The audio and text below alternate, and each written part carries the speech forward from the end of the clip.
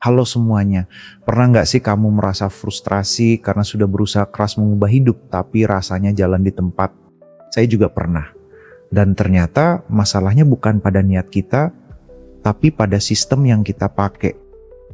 Hari ini saya ingin mengajak kamu membedah ulang sebuah buku legendaris yang mungkin sudah sering kamu dengar judulnya, Atomic Habits karya James Clear. Tapi kita nggak cuma akan meringkas isinya.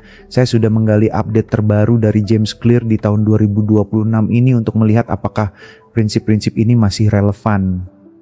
Ayo kita mulai dari pendahuluan. Cerita James Clear dimulai dari sebuah tragedi. Saat SMA, wajahnya dihantam tongkat bisbol yang lepas dari tangan temannya. Hidungnya patah, otak bengkak, dan mimpinya menjadi atlet profesional hancur seketika. Tapi disinilah poin menariknya. Dia tidak bangkit dengan satu motivasi super besar. Dia bangkit lewat hal-hal remeh. Tidur lebih awal, merapikan kamar, menimbang porsi makan. Dia menyebutnya the 1% rule.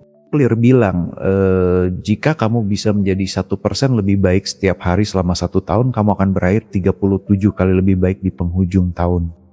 Sebaliknya, kalau kamu 1% lebih buruk setiap hari, kamu akan turun sampai hampir 0. Ini bukan matematika biasa. Ini adalah filosofi hidup. Kebiasaan itu seperti atom, kecil, tak terlihat mata, tapi kalau dikumpulkan, ledakan energinya luar biasa. Masuk ke bab 1. Di sini ada satu cerita yang selalu jadi favorit saya, dan mungkin kamu juga pernah dengar kisah tim sepeda Inggris British Cycling.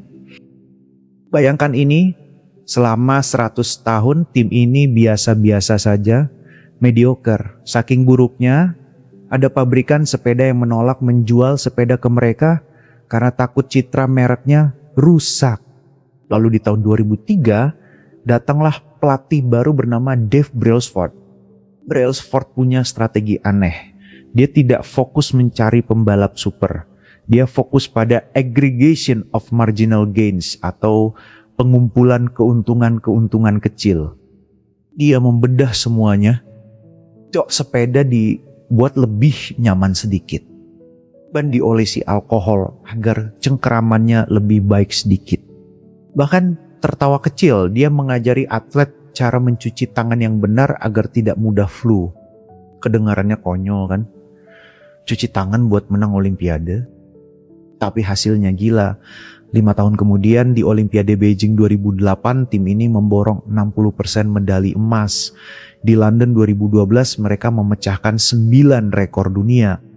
Nah, teman-teman, disinilah saya ingin menambahkan satu insight penting yang jarang dibahas di ringkasan buku lain.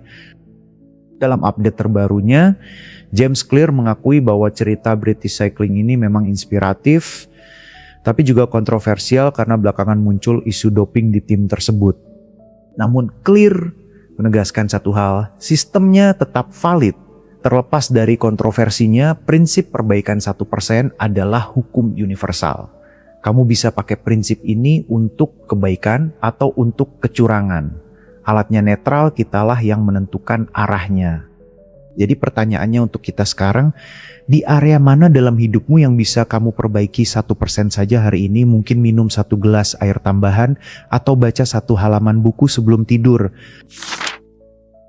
Sebelum menutup bagian ini, saya ingin membahas satu konsep di bab 1 yang paling sering bikin kita gagal. Namanya plateau of latent potential. Bahasa gampangnya, lembah kekecewaan. Kita sering berharap kemajuan itu garis lurus. Kita kerja keras hari ini, besok harus ada hasil.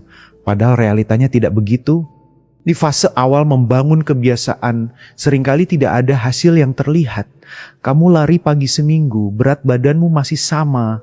Kamu belajar coding sebulan, rasanya masih bingung. Di sinilah banyak orang berhenti.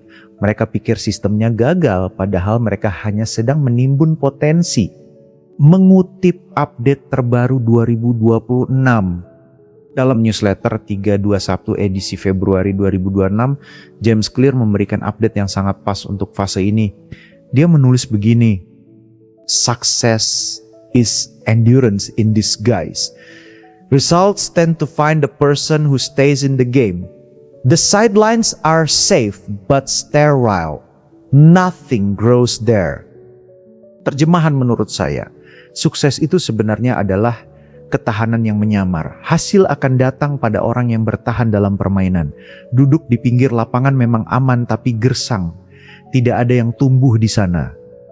Jadi kalau hari ini kamu merasa usahamu sia-sia, ingatlah cerita es batu. Es batu tidak akan mencair saat suhu dinaikkan dari -10 ke -5 derajat. Tapi begitu menyentuh 0 derajat, dia meleleh.